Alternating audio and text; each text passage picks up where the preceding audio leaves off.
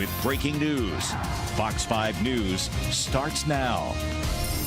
And first with breaking news, Clark County has confirmed that the apartments where 2 people died in a July 28th fire did not have sprinklers and were not required to.